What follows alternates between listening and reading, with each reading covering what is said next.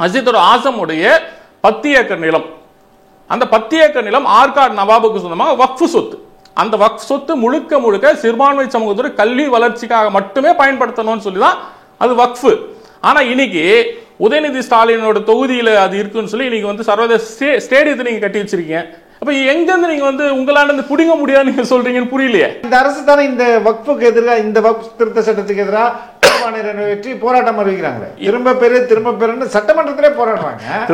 திரும்ப பெரு தான். ஆனா இதே அரசுடைய அமைச்சர்கள் எவ்வளவு பேர் வக்ஃப் சொத்துக்களை வந்து ஆட்டையை போட்டு வச்சிருக்காங்கன்றது அது தனி ரூட். போரூர்ல வந்து ஷேக் மானியம் சொல்லி ஒரு இடம், கிட்டத்தட்ட 67 ஏக்கர். நீங்க போனீங்கன்னா பார்க்கலாம், ஒரு பிளாட் 3 கோடி 4 கோடி. ஷேக் மானியத்தில் கட்டிட்டீங்களா? புரியுங்களா? எல்லாம் ஆக்கிரமிச்சு எல்லாம் பிளாட் கட்டிடலாம். மொத்தம் 67 ஏக்கர். இது யாருன்னா டெல்லி சுல்தான்கள் ஆண்ட பொழுது அந்த மானியம் வந்து அப்போ இருந்த முஸ்லீம்களுக்கு மானியமா கொடுத்ததும் முழுக்க முழுக்க ஆக்கிரமிப்பு. வக்ஃபை பொறுத்த வரைக்கும் ஒன்ஸ் வக்ஃப் இட்ஸ் ஆல்வேஸ் வக்ஃப்ன்றதுதான் வக்ஃபோட அடிப்படை. ஆனா இப்போ இவங்க என்ன செய்யறாங்க, லிமிடேஷன் ஆக்டை கொண்டாந்து இதுக்குள்ள சொல்றாங்க. வக்ஃப் போர்டுல வந்து நீங்க முத்தவலியா வரணும்னா சாதாரணமாலாம் வர முடியாது. உங்களுக்கு வருஷத்துக்கு 5 லட்சம் வருமானம் இருக்கணும். வக்ஃப்ன்ற அந்த கான்செப்டை காலி பண்ணிட்டு முஸ்லிம்களை நிலமற்றவர்களாக உருவாக்குவதற்கான ஆர்எஸ்எஸ் அந்த சித்தாந்தத்தையும் ஆர்எஸ் அந்த நோக்கத்தை ஒன்றிய பாஜக அரசு நடைமுறைப்படுத்திருக்கு. அதனால தான் இதை இவங்க கொண்டு வந்திருக்காங்க என்றால் தான் நம்ம திரும்ப இது சிஏஓட ஒப்பிடுறோம். திரும்ப இது முஸ்லிம்களை வந்து நிலமற்றவர்களாக, முஸ்லிம்களை நாடற்றவர்கள் ஆக்குவதற்காக திட்டமிட்ட சதின்னு சொல்ல இதை வச்சு தான் சொல்றோம். சட்டம் இயற்றப்பட்டுருச்சு, இப்ப நடைமுறைக்கு வந்துடும். நீதிமன்றங்கள் தான் இதை வந்து ஸ்டக் டவுன் பண்ணணும், இல்லைன்னா அதிகபட்சமான நம்ம மாநில அரசுகள் இதை நான் நடைமுறைப்படுத்த மாட்டேன்னு சொல்லணும். அதுதான் நீங்க சும்மா தீர்மானத்தை நிறைவேற்றி இந்த கண்டனத்தை தீர்ப்பு கொடுக்கறனால இந்த சட்டம் நின்று செய்வாங்க. திமுக அரசு அது செய்யணும் நம்ம சொல்றோம். செய்யும் நம்புறீங்களா நீங்க? கண்டிப்பா செஞ்சாகணும். நம்ம வந்து அழுத்தம் கொடுக்கிறோம். நீங்க வந்து போன அரசுல வந்து குடியுரிமை திருத்த சட்டத்தை நம்ம போராடும் பொழுது அரசு வன்முறை ஏவி விட்டது. அப்போ எதிர்கட்சியா இருந்த முதலமைச்சர் ஸ்டாலின் வந்து போராட்ட காலத்துக்கு வந்தாரு, ஆதரவு தெரிவிச்சாரு. அதே ஸ்டாலின் தான் இன்னைக்கு அதிகாரத்துக்கு வரும்பொழுது எந்த போராட்டத்துக்கு வந்து இதுதான் அரசு. அதனால தான் இந்த அடிப்படை உரிமையில வந்து ஆர்டிகல் 13 படிச்சது என்னன்னா, அரசுனா என்ன, சட்டம்னா என்ன, அதுக்காக தான் சுட்டி காட்டினேன். அரசு என்பது இப்படிதான். வணக்கம் தோழர். வக்ஃப் சட்ட திருத்த மசோதா இன்னைக்கு வந்து இஸ்லாமியர்கள் மத்தியில் மட்டும் இல்லாமல் பல்வேறு அரசியல் கட்சிகள் மத்தியிலும் பெரிய எதிர்ப்பை ஏற்படுத்தியிருக்கு. ஏன் இஸ்லாமியர்கள் இதை வந்து எதிர்க்கணும்? இது ஏன்னா அவங்க சொல்லும்போது ஒரு டிரான்ஸ்பரன்சி நாங்கள் கொண்டு வந்திருக்கோம் அப்படின்றது தான் அதோடைய மைய கருத்தாக இருக்குது. அது ஒரு சட்டம் வந்து கொண்டு வரப்படுதுன்னு சொன்னால் அதில் திருத்தம் என்பது வேற, அந்த சட்டத்தை ஒட்டுமொத்தமாக முழுமையாக அடிச்சுட்டு அதுக்கு மாற்ற இன்னொரு சட்டத்தை கொண்டு வருது என்பது வேற. ஓகே. வக்ஃபு சட்டத்தை பொறுத்த வரைக்கும் இந்த அமெண்ட்மெண்ட்ன்றது இன்னைக்கு வரல. ஏற்கனவே இதுக்கு முன்னாடி 2012 ஒரு அமெண்ட்மெண்ட் இருக்கு, 1995 ஒரு அமெண்ட்மெண்ட் இருக்கு, 64 ஒரு அமெண்ட்மெண்ட் இருக்கு. இந்த அமெண்ட்மெண்ட் எல்லாம் எந்த முஸ்லீமும் எதிர்க்கல. இந்த அமெண்ட்மெண்ட்டை எந்த முஸ்லீமும் எதிர்க்க. ஆனா ஏன்னா அதெல்லாம் பாரதிய ஜனதா கொண்டு வரல. இல்ல அப்படி கிடையாது. இது அப்போ கொண்டு வந்தாலும் அமெண்ட்மெண்ட்டுகள் இப்போ கொண்டு வந்ததுன்னா அந்த ஆக்டே வந்து அபாலிஷ் பண்ணியிருக்காங்க. இப்போ நீங்க பாத்தீங்கன்னா சட்டத்தோடைய பேர் வந்து வக்ஃப் போர்டு அமெண்ட்மெண்ட் பில் 2024 தானே இருக்குது. பேர் தான் வச்சிருக்காங்க, பேர் தான் இருக்க தவிர. ஆனா அதுக்குள்ள நீங்க பாத்தீங்கன்னு சொன்னா இது 110 திருத்தங்களை கொண்டு வந்திருக்காங்க. 1-2 கிடையாது. இதுக்கு முன்னாடி இருந்த பாத்தீங்கன்னா இதுதான் இதுக்கு முன்னாடி இருந்த பில், இப்ப கொண்டு வந்திருக்கிற பில் இது. ஓகே. ஒரு புத்தகமே இருக்கு. அப்ப இதுல இருந்து இவ்வளவு பெருசு போகுதுன்னா அப்ப இந்த ஆக்ட மொத்தமா அபாலிஷ் பண்ணி இவ்வளவு பெரிய ஒரு அமெண்ட்மெண்டோட வந்துட்டா இது அமெண்ட்மெண்ட் கிடையாது, இது அபாலிஷ். அந்த வக்ஃப் சட்டத்தை ஒட்டுமொத்தமா அந்த வக்ஃப் சட்டத்தோட அந்த அடிப்படை நோக்கம் இருப்பாங்க, அந்த நோக்கத்தை ஒட்டுமொத்தமா அடிச்சுட்டு ஆர்எஸ்எஸ் பிஜேபி எதை விரும்புதோ அந்த விஷயங்களை இந்த சட்டத்தில் கொண்டு வந்து அவங்க வந்து சொருகி இருக்கிறாங்க. அப்படி என்ன சொருகி இருக்காங்க? உதாரணத்துக்கு வந்து ஆர்எஸ்எஸ் அடிப்படை நோக்கம் என்னன்னு பாத்தீங்கன்னா முஸ்லீம் ஜினோசைட், முஸ்லீம்களோட இன அடிப்பு தான் வந்து ஆர்எஸ்எஸ் அடிப்படை. இந்த சட்டத்தை நீங்க அமெண்ட்மெண்ட்லாம் பாத்தீங்கன்னா இது வெறும் வக்ஃப் அமெண்ட்மெண்ட் இல்ல, இதோட தொடர்ச்சி எங்க போகுன்னா சிஏஏ போய் நிக்குது. இப்போ இந்த அமெண்ட்மெண்ட்ல கொண்டு வந்து நீங்க ஒவ்வொரு திருத்தங்களையும் பாத்தீங்கன்னா இப்போ அந்த கிரண் ரிஜிஜு இந்த சட்டத்தில் கொண்டு வந்ததுல ஒரு நோட்ஸ்னு சொல்லி ஒரு 40 நோட்ஸ் கொடுத்துருக்காரு. இந்த அமெண்ட்மெண்ட்ல வந்து எதற்காக இந்த ஆக்ட்ல வந்து நம்ம அமெண்ட்மெண்ட் கொண்டு வந்தோம்னு சொல்லி கிட்டத்தட்ட ஒரு விளக்க உரை மாதிரி கொடுத்துருக்காரு. விளக்க உரை மொத்தம் முடிஞ்சதுக்கு அப்புறம் நோட்ஸ் மட்டுமே ஒரு 40க்கும் மேற்பட்ட நோட்ஸ் கொடுத்துருக்காங்க. அந்த நோட்ஸ் நீங்க படிச்சாவே இது அந்த ஜினோசைடுக்கான தொடர்ச்சி என்பதை வந்து சாதாரணமா எல்லாருமே புரிந்து கொள்ளலாம். என்னன்னா முதல்ல ஜினோசைடு அடிப்படை என்னன்னா ஒரு சமூகத்தை நிலமற்ற சமூகமாக உருவாக்கும். அதன் பிறகு அவங்களுக்கான குடியுரிமை பறிச்சிடும்னு சொன்னா அவர்களோட சொத்துக்களை நான் முழுமையா வந்து அரசுன்ற பேர்ல இவர்கள் வந்து கைப்படுத்தலாம். இல்ல தொடர், இது வந்து வக்ஃப் சட்டம் தானே, உங்களுடைய பர்சனல் ப்ராப்பர்ட்டி எங்க இதுல கை வைக்க அதுதான் விஷயம். இங்க வந்தது என்னன்னா இது ஒன்லி வக்ஃப் ப்ராப்பர்ட்டி இல்ல, ஒவ்வொரு இண்டிவிஜுவலும் இதுல பாதிக்கப்படுவோம். எப்படின்னா இப்ப நான் ஒரு முஸ்லீம், நான் வந்து செத்துட்டேன்னு வைங்க, எனக்கு கோடிக்கான சொத்து இருக்கு, நான் இறந்துட்டேன், அப்ப அந்த சொத்து எங்க போகும்?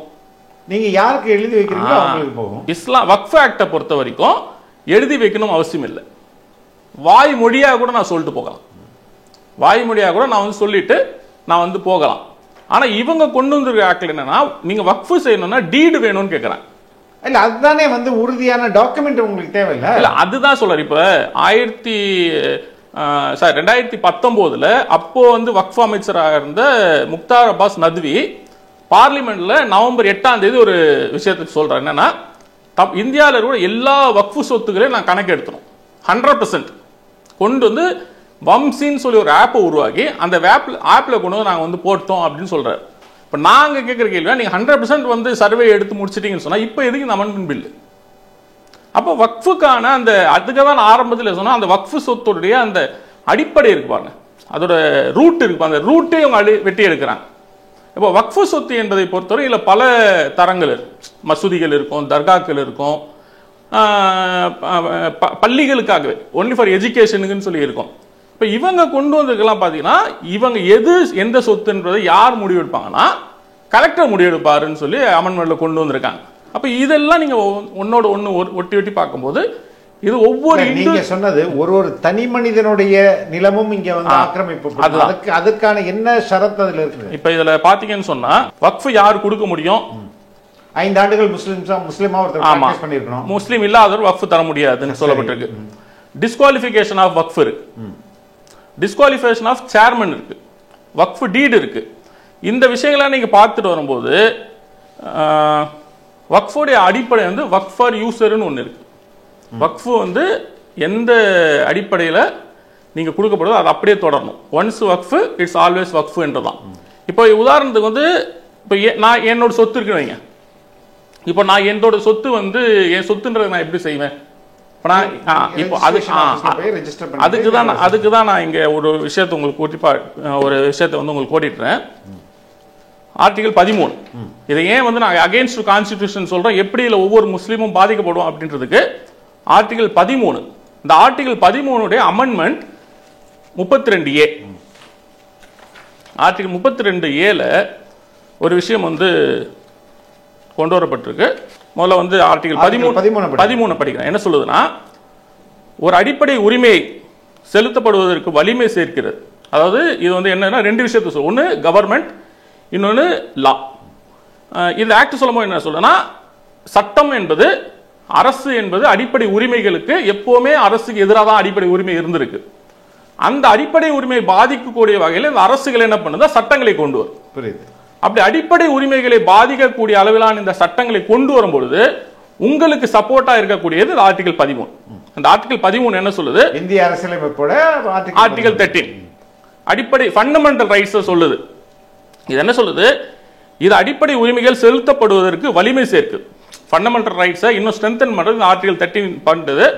மேலும் அரசமைப்பு சட்ட உரிமைகளை அடிப்படை உரிமைகளை சாதாரண சட்ட உரிமைகளோட உயர்த்தி வைக்குது. புரியுது. இந்த உரிமைகளுடன் முரண்படும் சட்டங்களை இல்லா நிலையில் ஆக்கு, வாய்ட் பண்ணுது. இதுதான் ஆர்டிகல் 13. இப்போ இந்த ஆர்டிகல் 13 அபாலிஷ் பண்ணிட்டு இவங்க கொண்டு வந்திருக்கக்கூடிய இந்த அமெண்ட்மெண்ட் என்ன சொல்லுதுன்னா, இந்த அமெண்ட்மெண்ட் இருக்கு பாருங்க, எனவே இல்லா நிலை என்ற தன்மை குடிமக்களுக்கு எதிரானது மட்டுமில்லை, குறிப்பிட்ட சிறுபான்மையை பாதிக்கும் வகையில் சட்டம் ஒன்று இயற்றப்பட்டால், குறிப்பிட்ட ஒரு சிறுபான்மைக்கு எதிராக ஒரு சட்டம் இயற்றப்பட்டால் அந்த சிறுபான்மை என்ற இனத்தின் கீழ் ஒரு மற்றொரு சிறுபான்மையினருக்கு எதிராக பொருந்தும். உறுப்பு 31B கீழ் சில சட்டங்கள் இயற்றப்பட்டு அவை செல்லாது என தீர்மானிக்கப்பட்ட பின்னர் சட்ட திருத்தம் செய்யப்பட்டு அவற்றுக்கு செல்லுபடி தன்மை அளிக்கப்படுதுன்றாங்க. அப்ப இந்த விஷயத்துல 2 விஷயம் சொல்லுது. இந்த 13 எங்க அப்ளிகபிள் ஆனா ஒன்லி ஃபார் சிட்டிசன்ஸ், நான் சிட்டிசனுக்கு இது அப்ளிகபிள் ஆகுது. இப்ப இங்க தான் நாங்க குடியுரிமை திருத்த சட்டத்தை இதோட ஒப்பிட்டு பார்க்கறேன். இப்போ நீங்க என்ன பண்ண போறீங்க, ஏற்கனவே என்னோட குடியுரிமையை கேள்வி கொடுத்துப்படுத்திட்டீங்க. இப்போ நீங்க நாளைக்கு என்னோட குடியுரிமையை கேள்வி கொடுத்துட்டு நீ வந்து இந்த நாட்டுக்கு குடிமகன் இல்ல அப்படின்ட்டு நீங்க குடியுரிமை சட்டம் கொண்டு வந்ததோட சரி அந்த செயல்படுத்த மாட்டோம் தான் சொல்லிட்டாங்க. இல்ல எங்க சொன்னாங்க, உங்களுக்கு வந்து நடைமுறையில் இருக்கு, நடைமுறையில குடியுரிமை சட்டம் இருக்கு. இது வரைக்கும் இந்தியாவில் 2000 வெளிநாட்டுல இருந்து 2000 பேர் வந்து குடியுரிமை வாங்கியிருக்காங்க. அஸ்ஸாம்ல இருந்து 29 குடும்பங்களே முஸ்லீம் குடும்பங்களே இவங்க டிடென்ஷன் சென்டருக்கு போயிருக்கு. இப்போ எதிர்ப்பு இருக்கனால தான் இந்தியா முழுக்க என்ஆர்சி என்பிஆர் நடைமுறைப்படுத்தலை. அநேகமா இன்னும் ஒரு ஆண்டு 2 ஆண்டுல இவங்க கண்டிப்பா வந்து மக்கள் தொகை கணக்கெடுப்பு எடுத்துதான் ஆகணும். அப்படி எடுத்தாங்கன்னு சொன்னா ஆட்டோமேட்டிக்கா சிஏ வந்து இங்க அப்ளிகல் ஆகும். அப்ப சிஏ அப்ளிகல் ஆச்சுன்னு சொன்னா என்னோட குடியுரிமை இங்க கேள்விக்கு உட்படுத்தப்படும். ஏன்னா இங்க தெளிவா சொல்லப்பட்டிருக்கு, இது ஒன்லி ஃபார் சிட்டிசன்ஸ்க்கு இது பாதிப்பு இல்லை, ஆனா நான் சிட்டிசன்ஸ்க்கு இது பாதிப்பு. இப்போ நான் சிட்டிசனா இல்லையா என்பதை இங்க கேள்விக்கு உட்படுத்தப்படும் பொழுது என்னோட சொத்தை நீங்க ஈஸியா வந்து இந்த ஆக்ட் படி எடுத்துட்டு போயிடுவீங்களே. அப்போ முதல்ல நீங்க என்னோட சிட்டிசனை பறிக்கிறீங்க, ரெண்டாவது ப்ராப்பர்ட்டி ரைட்ஸை பறிக்கிறீங்க. படிச்சுட்டு இங்க இருக்கக்கூடிய முஸ்லிம்களை நீங்க இல்ல மறுபடியும் எனக்கு அந்த ஒரே நான் நீங்க வைக்கிற மிகப்பெரிய குற்றச்சாட்டு என்னுடைய தனி மனிதனுடைய சொத்துக்கள் பறிபோகுன்றீங்க.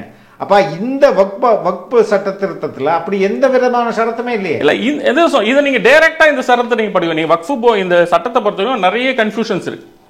எந்த பல விஷயங்களுக்கு வந்து ஒரு நேரடியா வந்து இந்த விஷயத்துக்கு இதுதான் தீர்வுன்னு சொல்லி அவங்க சொல்லப்படல. ஒரு வரி 2 வரியில வந்து சில அமெண்ட்மெண்ட் கொண்டு வந்திருக்காங்க.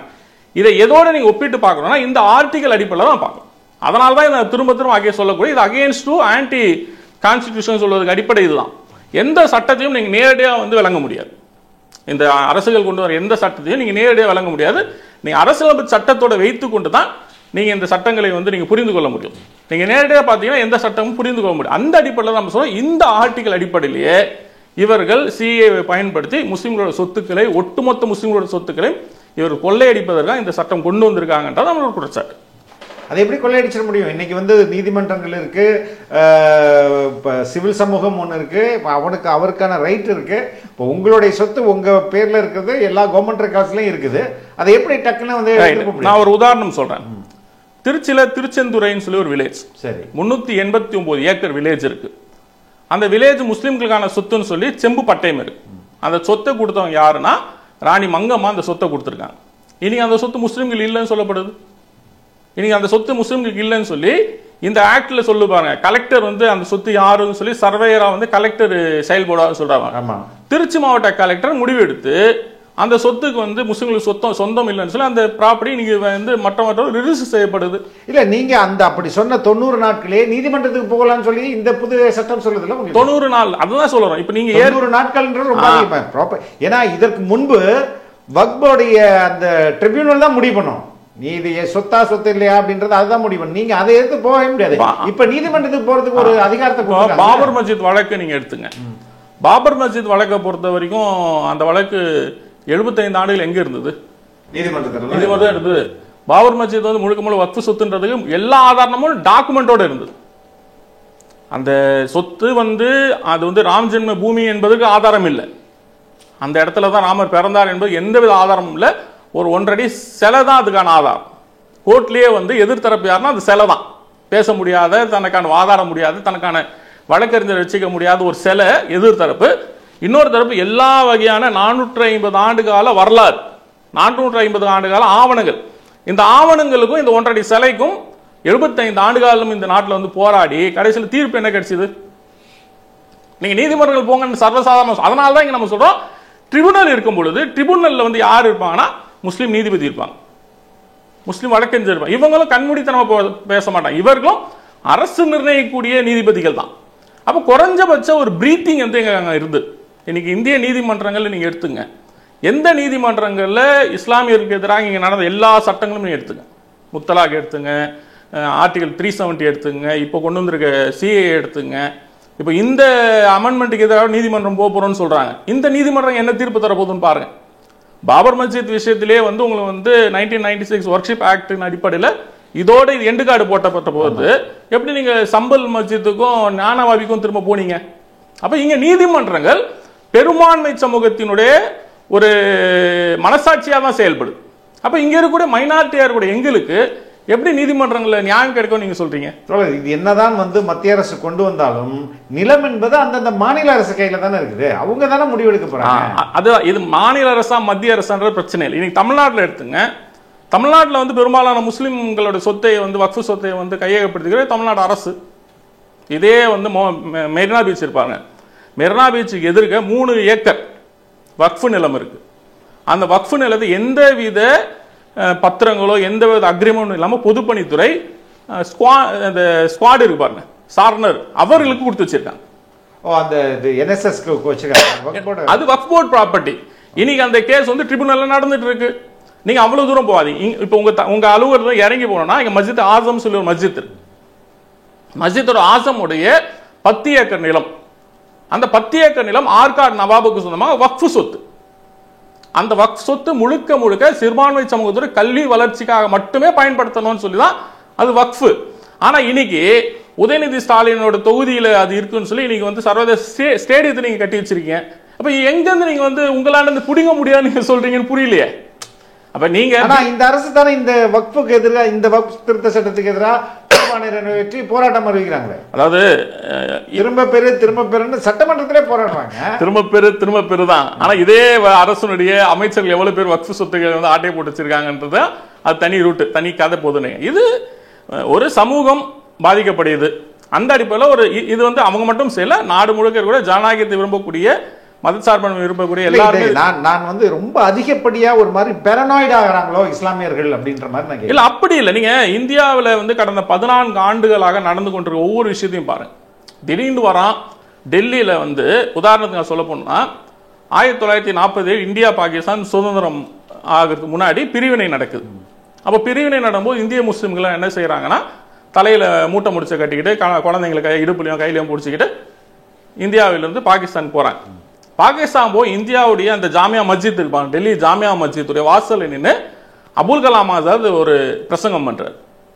நேருடைய காந்தியுடைய வேண்டுகோளின் அடிப்படையில் அபுல் கலாம் ஆசாத் ஒரு பிரசங்கம் பண்றார். என்னன்னா, முஸ்லிம்களே, இந்திய முஸ்லிம்கள் எங்கேயும் போவாதீங்க, இது நம்ம நாடு, இது நம்ம நாடு, நம்ம இங்கே இருப்போம், இங்க ஜனநாயகம் இருக்கு, இங்க மதச்சார்பின்மை இருக்கு, இந்த பெரும்பான்மை சமூகம் நம்மளை பார்த்துக்கும், போகாதீங்க. எங்க நின்று பேசுறாருன்னா ஜாமியா மில்லியா மசூதியில நின்று பேசுறாரு. இன்னைக்கு அந்த ஜாமியா மஸ்ஜித் வந்து வக்ஃப் இடம் நிரூபின்னு சொல்லி இன்னைக்கு கேஸ்.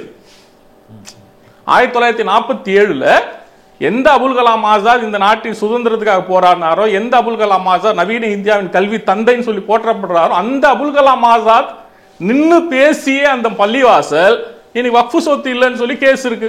இப்படி மொத்தம் 40,000 பிரச்சனைகள் இருக்கு. டெல்லியில மட்டுமே 9,000 வழக்குகள் இருக்கு. நீங்க ரொம்ப தூரம் போகாதீங்க, சென்னை பல்லாவரம் இருக்குல்ல, பல்லாவரத்தில் 1854 ஒரு பள்ளிவாசல் கட்டப்பட்டு மக்கள் தொடர்ந்து தொழுதுட்டு இருக்காங்க. அந்த பள்ளிவாசல் 4 ஆண்டுகள் பூட்டி இருக்கு. என்னன்னா, அந்த பள்ளிவாசலுக்கு கண்டோன்மெண்ட் நிர்வாக உரிமைக்கு வருது.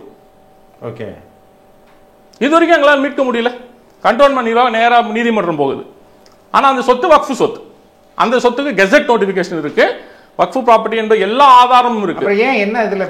அவங்க சொல்றாங்க இது வந்து நேஷனல் செக்யூரிட்டி, ஓகே, இது தேச பாதுகாப்பு அப்படின்றோம்னா உடனே கோர்ட் சொல்லுது ஓகே நேஷனல் பாதுகாப்புனா நீங்க மூடுங்கன்னு சொல்லுது. இப்படி ஒரு பக்கம் கண்டோன்மெண்ட் கேட்கும், நாளைக்கு அம்பானிக்கு வந்து ஒரு 3000 ஏக்கர் தேவை இருக்கும், அதானிக்கு ஒரு 4000 ஏக்கர் தேவை இருக்கும்.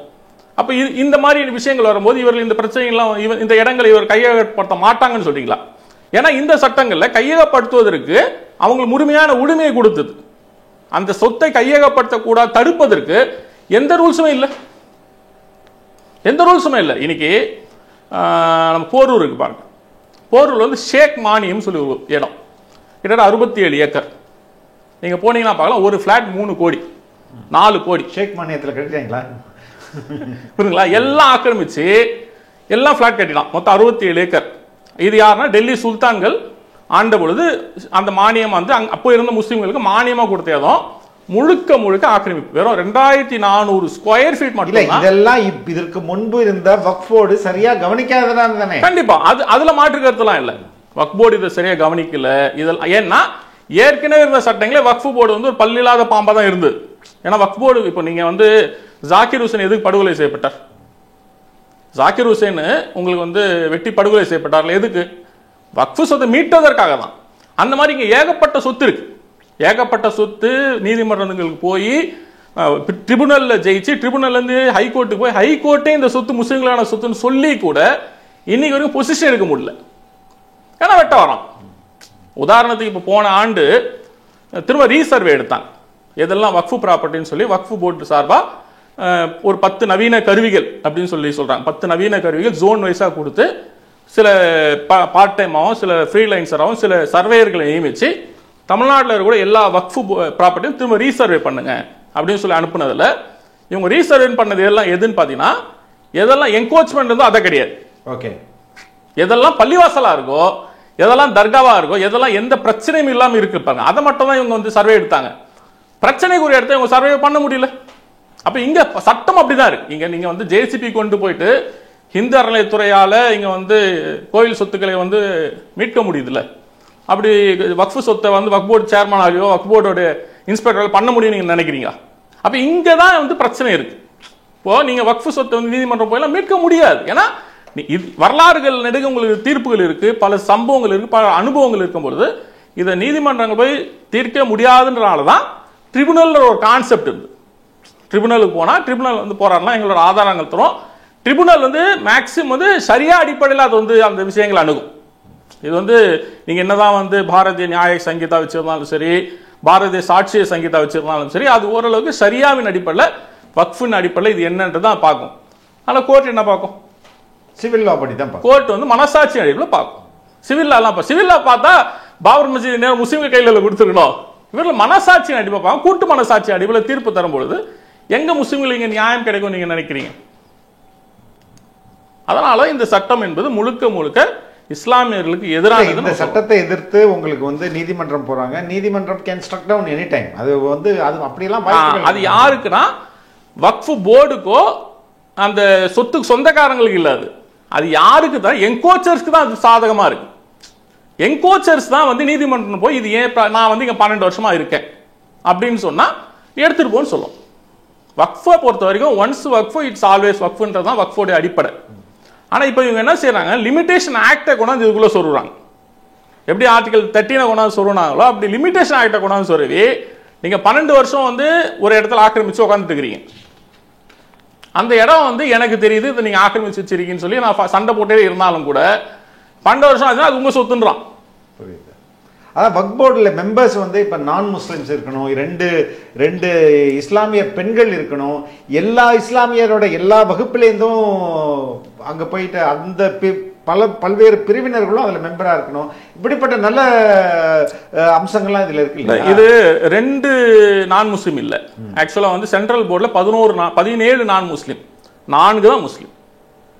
ஸ்டேட் வக்ஃப் போர்டில் 7 நான் முஸ்லீம், 4 தான் முஸ்லீம். என்னன்னா அதில் வந்து மெம்பர் ஆஃப் பார்லிமெண்ட் சொல்லி 2 போஸ்டிங் தராங்க. இன்னைக்கு இந்த சட்டத்தை நடைமுறைப்படுத்தின இந்திய நாடாளுமன்றத்துக்குள்ள இந்த சட்டத்தை நிறைவேற்ற ஒரு முஸ்லீம் கிடையாது, ஒரு பௌத்த மதத்தை சார்ந்தவர் நிறைவேற்ற. இன்னைக்கு இந்தியாவில் முஸ்லீம்களுடைய அந்த அதிகார ஸ்பேஸ் வந்து இல்லாம போயிடுச்சு. அதிகபட்சம் இன்னைக்கு வந்து இந்தியா தமிழ்நாட்டில இருந்து ஒரு மாநில உறுப்பினர், மத்திய மக்களவை உறுப்பினர் தான் இருக்கிறாங்க. ஒன்றிய அரசுல கூட 2 அவையிலையுமே சேர்த்து 2 முஸ்லீம் எம்பி தான். ஒரு முஸ்லீம் மினிஸ்டர் கூட நீங்க வந்து இந்த கவர்மெண்ட்ல இல்லாத பொழுது நாளைக்கு நீங்க இந்த சென்ட்ரல் வக்ஃப் அமெண்ட்மெண்ட் வக்ஃப் பில்ல கொண்டு வந்தீங்கன்னா அந்த 2 எம்பி யாரா இருப்பா? நான் முஸ்லிமா இருப்பான். அதே மாதிரி ஸ்டேட்டுக்குள்ள நீங்க கொண்டு வந்தீங்கன்னு சொன்னா எம்எல்ஏஸா யார் வருவா?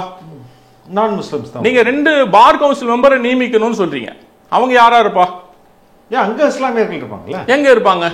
இந்த சென்னை பார் கவுன்சில் போங்க, சென்னை பார் கவுன்சில் விடுங்க, மெட்ராஸ் அட்வொகேட் அசோசியேஷனுக்குள்ள முஸ்லிம்கள் போக முடியல. என்ன தர சொல்றீங்க? இன்னைக்கு மெட்ராஸ் பார் அசோசியேஷன் பெரிய அட்வொகேட்ஸ்லாம் இருந்தவங்க இன்னைக்கு என்ன சூழல்னா கிடையாது. இன்னைக்கு வந்து சீனியர் அட்வொகேட் கவுன்சில் என்பது தமிழ்நாட்டில் கிடையாது. வெறும் அஜ்மல் கான்ற ஒருத்தர் மதுரை இருந்தா அவர் ரொம்ப வயசானவருடைய தமிழகத்தோடைய ஸ்டேட் அட்வொகேட்டே ஒரு இஸ்லாமியர் தானே? ஆமா. அப்புறம் என்ன? அவ்வளவுதான். வேற 2 பேரும் நல்ல ஒருத்தர் நீங்க சொல்ற ஜின்னா வச்சுப்போம், இன்னொருத்தர் அங்க நான் முஸ்லிம் வருவாரா? 2 திறமைசாலிகள் 2 பேரும் போடணும்னு சொல்லி அந்த திறமைசாலி யாரு? ஹெச் ராஜாவும் அர்ஜுன் சம்பத்தா. அப்படி நீங்க கணக்கு பார்த்தீங்கன்னா சென்ட்ரல் போர்ட்ல 17 நான் முஸ்லிம்ஸ் வராங்க, 4 தான் முஸ்லிம்ஸ் வராங்க. அப்ப இவர்களை மீறி அந்த 4 முஸ்லிம்களால இந்த சட்டம் என்ன செய்ய முடியும்? அது மட்டுமல்ல, வக்ஃபை பொறுத்த வரைக்கும் போர்டு என்பது ஒரு பக்கம், முத்தவல்லி என்பது ஒரு பக்கம். முத்தவல்லி ஓகே. அதாவது போர்டு என்பது ஒரு அட்மினிஸ்ட்ரேஷன் பாடி தான், அவங்களுக்கான ப்ராப்பர்ட்டி கிடையாது எதுவுமே. இப்போ வந்து இந்த மஸ்ஜித் ஆசம் சொல்றோம் இல்லையா, மஸ்ஜித் ஆசம் ப்ராப்பர்ட்டி போர்டில் இருக்கும். ஆனால் போர்டு அதை கண்ட்ரோல் பண்ணாது. அது யாரு கண்ட்ரோல் பண்ணுவோம்னா ஆர்காட் நவாப் கண்ட்ரோல் பண்ணுவாங்க. அதே மாதிரி அந்த பக்கம் தாண்டி போனா மவுண்ட் ரோட் தர்கா, தர்கா வந்து வக்ஃபு போர்டில் இருக்கும். ஆனால் அந்த வக்ஃபு போர்டு அதில் வந்து உரிமை கோர முடியாது. அந்த தர்காவுக்கு வந்து முத்தவல்லின்னு சொல்லி சிலர் இருப்பாங்க, அவங்க தான் அதில் வந்து உரிமை கொண்டாடுவாங்க. வருஷத்துக்கு அந்த உண்டியல்லேருந்து வரக்கூடிய வருமானத்துலேருந்து 7% வாரியத்துக்கு மெயின்டெனன்ஸாக கொடுப்பாங்க. இப்போ அவங்களுக்கான ஏகப்பட்ட நெருக்கடிகள் இதில் இருக்கு. உதாரணத்துக்கு ஒரு ஒரு ஒரு ப்ராப்பர்ட்டி இருக்கு. இப்போ அந்த மவுண்ட் ரோட் தர்கா எடுத்துங்க. அந்த மவுண்ட் ரோட் தர்கா ஒரு 4 கடை இருக்குன்னு வைங்களேன். அந்த கடை வாடகை கிட்டும். பொதுவாக வந்து நீங்க உங்க ஆஃபீஸ் எடுத்திருக்கீங்க, வாடகை கொடுப்பீங்க. இந்த வாடகைக்கு எத்தனை மாசம் நீங்க அட்வான்ஸ் கொடுப்பீங்க? 10 மாசம் கொடுக்கணும். நீங்க 1 மாசம் தான் ஆகும். ஓகே, வக்ஃபு அவங்க கொண்டு வராங்க. அந்த முத்தவல்லி 1 மாசம் வாடகை தான் அட்வான்ஸா வாங்கணும். இல்ல உங்களுடைய சட்டங்களே வட்டி வாங்க கூடாதுன்னு இருக்குல்ல. ஆமா, அதனால இது ஹராமா இருக்கலாம். அப்படி நீங்க எங்க சரியாலாம் நீங்க கொண்டு வரலையே. அப்படி சரியாலாவில் நீங்க கொண்டு வரல. நீங்க அமெண்ட்மெண்ட்ல கொண்டு 1 மாசம் தான் நீங்க வாங்கணும்.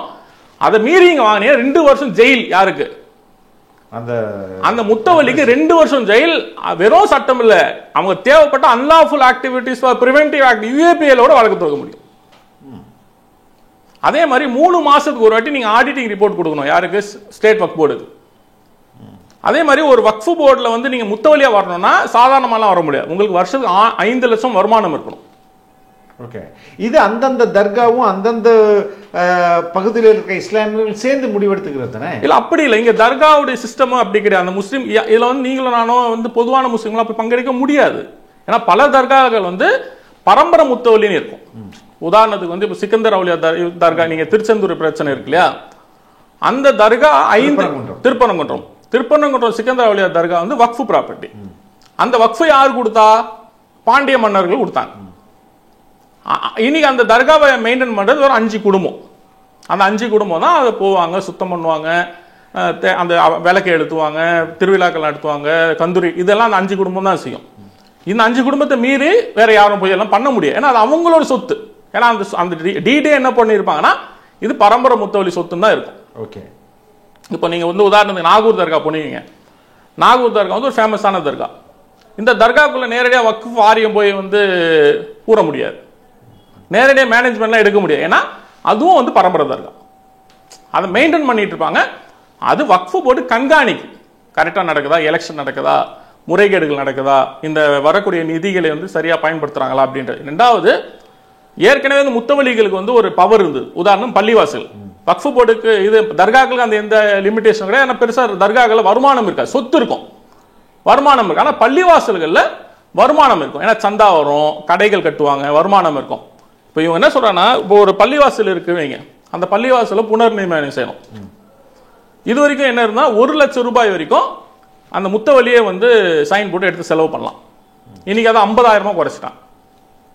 இப்படி முத்தவலிகளோட பவர்ஸ் எல்லா பவரையுமே குறைச்சி கொண்டு ஒண்ணும் இல்லை. அது யார் அந்த சட்டத்தை போடுறது? எது? இப்போ நீ 50,000 ரூபாய் தான் செலவு பண்ண அமெண்ட்மெண்ட், வக்ஃப் அமெண்ட்மெண்ட். இல்ல இது வந்து வக்ஃபுக்கு அதுக்கு தொடர்பே இல்லை. அதை தான் சொல்ல வரோம். அதனால தான் நான் இந்த புக்கை உங்களுக்கு காட்டினது. இவ்வளவு நுணுக்கமான திருத்தங்களை இதில் கொண்டு வந்திருக்காங்க. முத்தவலி 50,000 தான் செலவு செய்யணும் என்பதை அவங்க வந்து வரிசைப்படுத்தி அந்த ஆக்டோட கொண்டு கொடுத்துருக்காங்க. எதுல வந்து அந்த செக்ஷன் இருக்குன்ற வரைக்கும் அவங்க கொடுத்துருக்காங்க. செக்ஷன் 47, அந்த 47ல வந்து ஏற்கனவே இருந்தது 1 லட்சம்.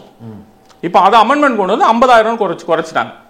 அதே மாதிரி தான் ஒவ்வொன்றுத்திலும் அவங்க அமெண்ட்மெண்ட் கொண்டு வந்திருக்காங்க.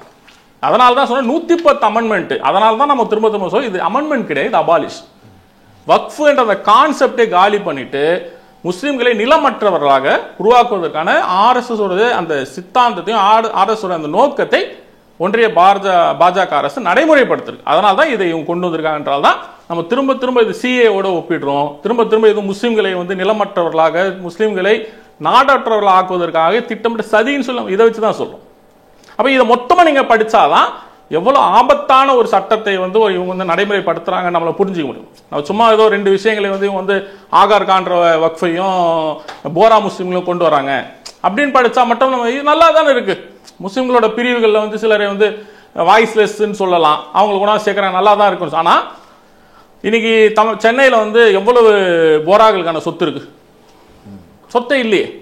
போரா என்பவர் யாருன்னா குஜராத்தில் இருக்கக்கூடிய மார்வாடிகள். நிலச்சுவாந்தார்கள், பிசினஸ்மேன், இவங்க யாருக்கு ஆதரவா இருப்பாங்கன்னு சொன்னா அதிகார வர்க்கத்துக்கு தான் இவங்க ஆதரப்பார். ஏன்னா இது ஒரு பிசினஸ் கம்யூனிட்டி. இவர்களான பண்டார பரதேசிகளோ அடிப்படை உணவுக்கு கஷ்டப்படக்கூடியவர்கள், இவங்க எல்லாம் பிசினஸ் பணக்கார இஸ்லாமியர்கள் என்பதில் சில முரண்பாடுகள் இருக்கு. சில இஸ்லாமியர்கள் வச்சுக்கொண்டாலும் இவர்கள் பணக்காரர்கள். இவர்களுக்கு எப்படி ஏழையோட வழி தெரியும், இவனுக்கு எப்படி அந்த வக்ஃபை மெயின்டைன் பண்றது தெரியும். சரி, அதெல்லாம் கூட நம்ம உள்வாங்கிக்கிறோம். அதுக்குள்ள இருக்கிற நோக்கம் என்ன? நீங்களே இதே அரங்கத்தில் பல முறை பேசுறீங்க, இஸ்லாத்தை குறித்து பேசும்பொழுது சாதிகளே இல்லை இங்க அப்படின்னு பேசுறீங்க. அப்ப இந்த 2 பிரிவை நீங்க உருவாக்கும் பொழுது உங்களோட நோக்கம் என்ன? செக்ட் தானே இது. சாதின்னு இல்ல, சாதின்றா நீங்க ஒருவர் உறவு கொண்டு கூடாது, பெண் கொடுத்து பெண் எடுத்துக்க கூடாது, ஒன்னா உட்காந்து சாப்பிடக்கூடாது, அதுல இவன் மேல இவன் கீழே, இப்படியான பிரிவினைகள் இருக்குல்ல. அப்படி ஒரு அதான் சொன்ன போரா முஸ்லிம் யாரு என்பதை இங்க கூட 99% முஸ்லிம்களுக்கு தெரியாது. இந்தியா தமிழ்நாட்டில் தெரியாம இருக்கலாம். குஜராத் என்ற அந்த ஒரு மாநிலத்தில் மட்டும்தான் போரான்ற அந்த கம்யூனிட்டியே இருக்கு. போரான்ற கம்யூனிட்டியை அந்த குஜராத்ல மட்டும்தான் இருக்கு தவிர குஜராத்தை தாண்டி இல்ல. வணிகத்திற்காக சிலர் அங்கங்க இருப்பாங்க. நீங்க பாரிஸுக்கு போனீங்கன்னா ஒரு 100 பேர் இருப்பாங்க. இந்த ஆகர் கானா வக்ஃப்ன்றது யாருன்னு எங்களுக்கு தெரியல. நேத்துல நானும் பலரும் கேட்டிருக்கேன், ஆகர் கான் சொல்லி ஒரு வக்ஃப்னு சொல்லி யாருன்னு எங்களுக்கு தெரியல. அப்ப இவர்கள் யாரு? காதியானிகளா என்பதெல்லாம் தெரியல. அப்ப இப்படி பல குளறுபடியான விஷயங்களை இவர்கள் இதுல சேர்த்து வச்சிருக்காங்க. அதனாலதான் நம்ம என்ன தீர்வுன்னு நினைக்கிறீங்க? இது சட்டம் இயற்றப்பட்டுருச்சு, இப்ப நடைமுறைக்கு வந்துடும். நீதிமன்றங்கள் தான் இதை ஸ்டக் டவுன் பண்ணும், இல்லைன்னா அதிகபட்சமான நம்ம மாநில அரசுகள் இதை நடைமுறைப்படுத்த மாட்டேன்னு சொல்லணும். அதுதான் இப்போ கடைசியா சொன்னீங்களா, இப்ப நம்ம அதுதான் சொல்றோம். நீங்க முஸ்லிம்களுக்கு ஆதரவா நாடாளுமன்றத்தில் 12-13 மணி நேரம் பேசுனீங்க. ரொம்ப மகிழ்ச்சியா இருந்தது, சந்தோஷமா இருந்தது. 100% எதிர்கட்சிகள் இந்த சட்டத்துக்கு எதிராக வாக்களித்திருக்காங்க. முஸ்லிம் சமூகம் நன்றி கடன். அதோட நிறுத்தாம இந்த சட்டத்தை எங்களுடைய மாநிலங்களில் நாங்கள் நடைமுறைப்படுத்த மாட்டோம்னு சொல்லி இங்க இருக்கக்கூடிய முற்போக்கு அல்லது இந்தியா அலையன்ஸ்ல இருக்கக்கூடிய அந்த ஸ்டேட்ஸ் சொல்லணும். நீங்க சும்மா தீர்மானத்தை நிறைவேற்றி இந்த கண்டனத்தை தீர்ப்பு கொடுக்கறனால இந்த சட்டம் செய்வாங்க. திமுக அரசு செய்யணும் நம்ம சொல்றோம். செய்யும் நம்புறீங்களா நீங்க? கண்டிப்பா செஞ்சாகணும். நம்ம அழுத்தம் கொடுக்கிறோம். ஏன்னா இப்ப இன்னைக்கு நீட்டுக்கு எதிராக திரும்பவும் நீங்க தீர்மானம் போட்டீங்க. அதுவும் ஒரு நீட்டுக்கு எதிராக எத்தனை தீர்மானம் தாங்க போடுவீங்க? இல்ல, முன்ன அவங்க விலக்கு கேட்டிருந்தாங்க. இப்ப கோர்ட்டுக்கு விலக்குல எங்க ஸ்டேட்ல நடைமுறைப்படுத்த மாட்டோம்னு சொல்லியிருக்காங்க. ஏன்னா அது எல்லாமே பாத்தீங்கன்னா உங்களுக்கு ஸ்டேட் கன்கரண்ட் லிஸ்ட்குள்ள வருது. இதுவும் ஸ்டேட் கன்கரண்ட் லிஸ்ட்குள்ள தான் வரும். எப்படி சென்ட்ரல் வக்ஃப் போர்டு இருக்கோ அதே மாதிரி ஸ்டேட்லயும் ஒரு போர்டு இருக்கு. அப்ப நீங்க என்ன பண்ணோம், தமிழ்நாட்டுக்குள்ள இந்த அமெண்ட்மெண்ட் இந்த வக்ஃப் பில்லை நாங்க நடைமுறைப்படுத்த மாட்டோம் அப்படின்னு சொல்லி நீங்க அதுக்கு ஒத்துழைப்பு தரலன்னு சொன்னால் உங்களை ஸ்டேட்டை மீறி சென்ட்ரல் இங்க ஒன்றும் பண்ண முடியாது. ஸ்டேட்டை மீறி சென்ட்ரல் இங்க ஒன்றும் பண்ண முடியாது. அப்ப நம்ம தமிழக அரசுக்கும் திமுக அரசுக்கும் நம்ம கொடுக்க ஒரு கோரிக்கை என்னன்னா, இந்த வக்ஃப் அமெண்ட்மெண்ட் பில்லை நீங்கள் நாடாளுமன்றத்தில் பேசின மாதிரியும் மக்களவையிலையும் மாநிலங்களையும் உங்களோட உறுப்பினர்கள் ரொம்ப சிறப்பா பேசின மாதிரி நீங்க எதிர்க்கிற உண்மையாக இருந்தால் நீதிமன்றத்துக்கு போறது என்பதெல்லாம் எங்களுக்கு நம்பிக்கை இல்லை. ஏன்னா இப்போ இன்னைக்கு மாநிலங்களவையில் கொண்டு வந்தாச்சு. நாளைக்கு ஜனாதிபதிக்கு போவோம், ஜனாதிபதி அந்த மாதிரி சைன் போட்டு கொடுத்துருவாங்க. நீதிமன்றங்கள் போச்சா நீதிமன்றங்கள் என்ன சொல்லணும்னா இதை ஏற்றுக்கொள்ளும். அப்ப இதற்கான தீர்வு என்பது ரெண்டாவதா நாங்க பார்க்கிறோம். ஒன்னு, உங்களோட மாநிலங்களை இதை நடைமுறைப்படுத்த மாட்டோம்னு சொல்லி நீங்க ஒன்றிய அரசுக்கு சப்போர்ட் பண்ண மாட்டோம்னு சொல்லி நீங்க தீர்மானம் போட்டு அனுப்பிடுங்க. ரெண்டாவது, சாலைகளை போராட்டத்தின் மூலமா நிரப்பு. இதை தான் நாங்க போராட்டத்துக்கு அனுமதி இல்லையா? போராட்டத்துக்கு எந்த அரசு எப்போ அனுமதி கொடுத்துருக்கு? நீங்க எந்த அரசுமே போராட்டத்துக்கு அனுமதி கொடுக்காத. நீங்க போன அரசுல குடியுரிமை திருத்த சட்டத்தை நம்ம போராடும் பொழுது அரசு வன்முறை ஏவி விட்டது. அப்போ எதிர்கட்சியா இருந்த முதலமைச்சர் ஸ்டாலின் போராட்ட காலத்துக்கு வந்தாரு, ஆதரவு தெரிவிச்சாரு. அதே ஸ்டாலின் தான் இன்னைக்கு அதிகாரத்துக்கு வரும்பொழுது எந்த போராட்டத்துக்கு இதுதான் அரசு. அதனாலதான் இந்த அடிப்படை உரிமையில ஆர்டிகல் 13 படிச்சது என்னன்னா, அரசுனா என்ன, சட்டம்னா என்ன, அதுக்காக தான் சுட்டி காட்டினேன். அரசு என்பது இப்படிதான் இருக்கு. அரசுன்ற சிஸ்டம் என்பது இப்படிதான் மக்கள் விரோத, ஜனநாயக விரோத, கான்ஸ்டிடியூஷனுக்கு எதிரான சட்டங்களை கொண்டு வரும். இந்த சட்டங்களை தடுப்பதற்காக நம்ம அடிப்படை உரிமைகளாக இந்த அமைப்பு சட்டம் நம்ம கொடுத்திருக்கு. அப்ப தொடர்ந்து நாம போராடணும். அப்ப நீங்க கொண்டு வந்த இந்த எதிர்ப்பு என்பது உண்மைன்னு சொன்னால் தமிழ்நாட்டில் இந்த போராட்டங்களை திமுக முன்னிடுங்க. ரொம்ப ரொம்ப நன்றி தோழர். உங்களுக்கு